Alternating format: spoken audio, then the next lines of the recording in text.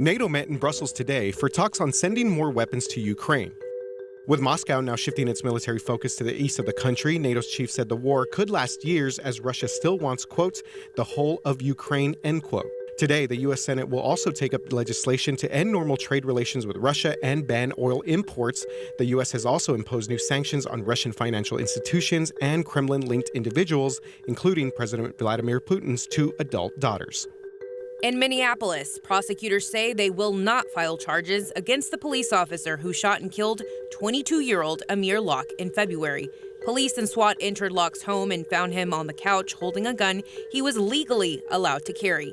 This case has sparked more controversy over no-knock warrants and has gained national attention because Minneapolis has been the focal point of police reform since the death of George Floyd.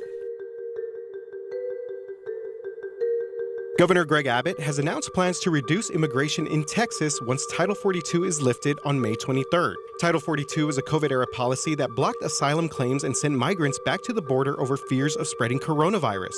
President Joe Biden announced plans to lift the restriction on Tuesday. Now, Abbott said he's expecting a mass migration in Texas and will use boat blockades, containers, and razor wire at low-water crossings, enhance vehicle inspections along the border, and even bus transportation to take processed migrants to Washington, D.C. in order to alleviate the system in Texas. The Texas Department of Emergency Management is in charge of all of this and says in the past they've used some 900 buses to pull off similar orders. Today, the Senate is expected to confirm Supreme Court nominee Ketanji Brown Jackson, securing her spot as the first black woman on the court. Jackson would be the third black judge, the sixth woman, and would join 2 other women on the current court. 3 Republican senators say they will support Jackson, earning Biden's historic pick bipartisan support.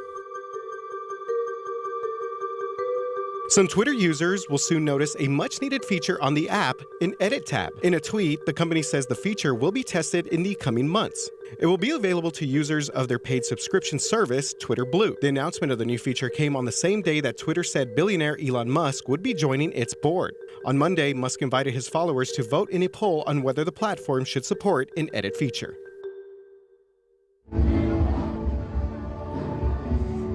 All right, those are some of your top stories for this Thursday morning. We're still live out here at Market Square. A lot of fun. Yeah, like we said, something to do. I was a little nervous because when I walked out of home, it was pretty chilly, a little windy, and then right now it already feels so much better. It's sunny, totally different than yesterday. Right? Yesterday was cloudy. Yesterday was a cloudy day. We had that haze come in with that pollen, and so it was kind of that hazy sort of day. But I'm with you, 40s and 50s to start, because I got Justin Horn's alert earlier this morning on the KSAT Weather Authority app. And Justin is going to be now filling us in on today's weather. Justin, how's it going over there at the station? It's going well. And you guys are right about the weather. It is so beautiful out there. We started off in the 40s this morning, but already in the 60s, and we're going to be in the 70s this afternoon. It doesn't get much better than this, honestly, for Fiesta weather. Hey, we got a trivia question for you guys. Some Weather 101. We're talking about hurricanes, and I'll tell you why, because we have a hurricane forecast that came out today from Colorado State. And they're predicting an above-average season. So my question to you is, what year holds the record for the most named storms in the Atlantic? You got 4 choices: 1997, 2005, 2017, and 2020. What do you guys think? Holds the record. Okay, we have the options here. I'm gonna go with B 2005. Wild guess. So, first of all, Justin, you can't accuse me of cheating today because we've been out here for the past hour. So we can still accuse you. Sure, if you want to accuse me, you can, but don't. You wouldn't have to have said that, RJ. You know what? Okay, I'm going to also agree with Alicia. 2005, because I feel like that's when Rita or Katrina. There was some pretty big storms. But can you yell the answer to us because it's hard to hear? Yes.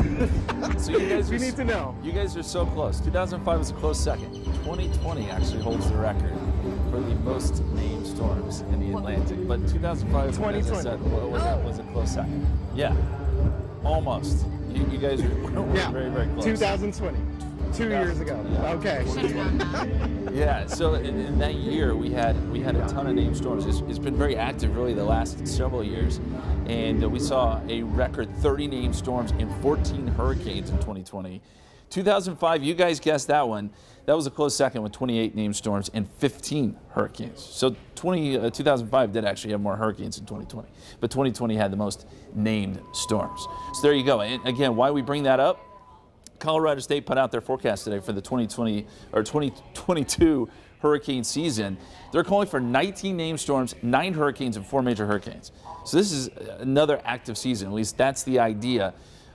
Because of the way the atmosphere is setting up with the La Nina, we could see quite a bit more activity again this season. So we'll keep you posted there. This is an early forecast, but we like to look at these just to give you an idea of what's ahead of us as we head towards the summer. As far as the weather goes today, big swing in temperatures. It's going to be a pretty awesome day. We're expecting, again, temperatures to make it into the 70s. We started off at 49 this morning. That was around 5 o'clock. And then by this afternoon, we'll be up around 79. Beautiful, beautiful day. Clear skies. There is going to be a little bit of wind to contend with, and we do have a fire danger, but a 30-degree swing from the morning low to the afternoon high. And as we look at temperatures at this hour, it's still looking pretty good. We're starting to see things warm up with our clear skies. 68 degrees at the airport, 64 Kerrville, 71 Hondo, 72 right now in Cotulla. A little closer look, 64 Bernie Stage, 65 Bandera, 66 right now in Comfort. And I think we'll start to see some 70s here very soon showing up on the map. Dew points are really low. We're starting to see those gusty winds kick in, so that means there is a fire danger today. When you get dew points down in the teens and single digits, that's about as dry as it gets around here. And by this afternoon, we'll see these numbers maybe drop a little bit lower, and that's why we have that fire threat again today. It's there. The winds aren't as strong as yesterday, but it's drier, and so fires can spread very quickly. Red flag warning is in effect until 8 p.m. tonight. Your forecast, 73 at 1 o'clock, 75 2 p.m., 77 by 3 p.m., and then by this evening in the upper 70s, sunny skies. Winds will lighten up a little bit tonight, 60s, eventually 50s, and tomorrow morning it's going to be downright chilly, probably colder than what we saw this morning. If you're heading out to Battle of Flowers, it starts out chilly. You actually may want a coat. I can't believe I'm saying that, but you may want a jacket at least early. 57 degrees at 9 o'clock, 71 at 11 o'clock, and then we're at 75 by 1 p.m. Extended forecast, 81 Friday, 86 Saturday. We do get more humidity Sunday, and then some rain chances kick in. We're going to keep our fingers crossed for some rain because we do need it in the worst way. Our best chance, I think, is on Tuesday. Hey, there's a Fiesta medal giveaway coming up this evening. Mission Marquee Plaza, that's at 3100 Roosevelt Avenue. The Weather Authority medal. Meteorologist Katie Blake, meteorologist Sarah Spivey will be out there. If you want to go check it out, should be a lot of fun.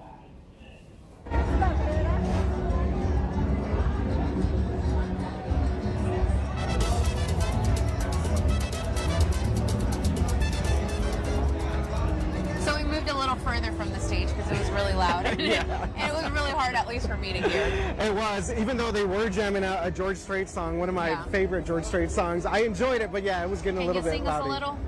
I'm not here for a long time. I'm here for a good time. That's pretty much what Fiesta is. It's not here for a long time. We're a weekend, which means there are only a couple of days left, but we're all here for a good time. And one of those is Corneation. They're back this year. Yeah. No one was saved from the jokes. Tonight is the last night, and at last check, there are still tickets left. Yeah, so definitely. So this is a play that pokes fun at local, state, and national events. And from the video we got, I've seen them poke fun at some local officials, ERCOT, when they were calling it ERCOT or ERCOT. There you go. Yeah. So, so as Alicia just mentioned, they are wrapping up Corneation tonight. So let's see a little bit more about that event taking place here. It's part of NIOSA. So much fun, and I was really thrilled when I saw that it was coming back this year. I've been coming for years. It's always great. Always have a good time. More than enough ammunition this year. We have a lot of skits that deal with the pandemic. And of course, we always have Mr. Putin in the background. I'm married to a jokester, so I will not be offended. I've been limiting my Fiesta activities just because, but the first thing I told my husband is we have to go to Corneation because it's been 2 years, so we're very excited to be here. We've never really had the recognition from sort of the more mainstream events, and this year they've all coalesced to come together at our stage.